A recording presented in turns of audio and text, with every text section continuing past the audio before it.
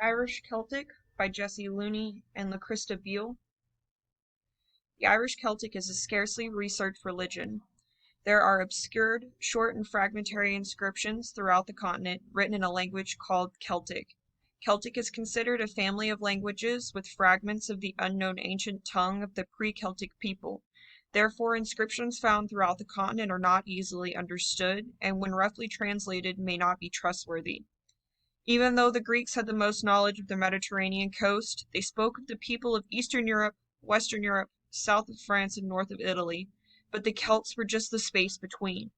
Many wrote in their diaries of the barbarian Celts.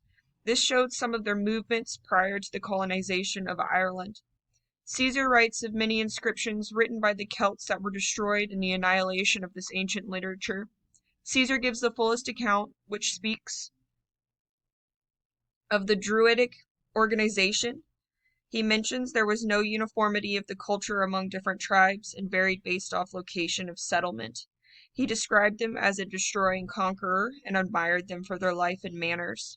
Current school histories teach us the attractive subjects to entertain youths, like how they ran wild and painted blue, but failed to mention they were highly cultured, had an active trade of wine and others throughout the continent, solemn Druidic assemblies, or extensive studies lasting sometimes 20 years.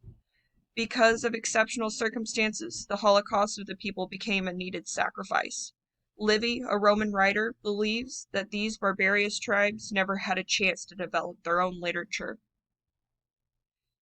The Celtics were polytheistic, however, the gods and goddesses did not have one specific role. The Romans discovered almost 400 Celtic god names. However, there are only 4 to 5 big ones. The rest are centered around specific tribes. Celtics also believed that natural things like rocks, rivers, and trees had spirits. Depending on how the spirits were treated would determine if the spirit would be good or bad. Celtics were careful to respect animals because they believed gods came in many animal forms. They also believed that certain animals were protected by the gods or goddesses. One of their rituals of the celebration occurred to choose a king. A bull would be sacrificed for the chosen man to eat the meat and drink his blood.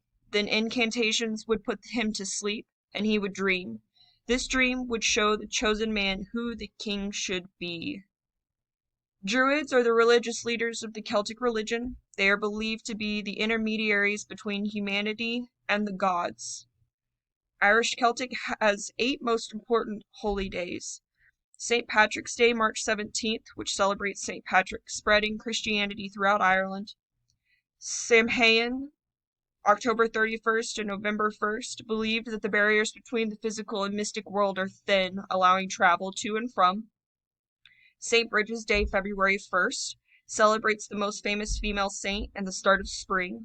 Winter Solstice, December 21st, celebration of the shortest day of the year.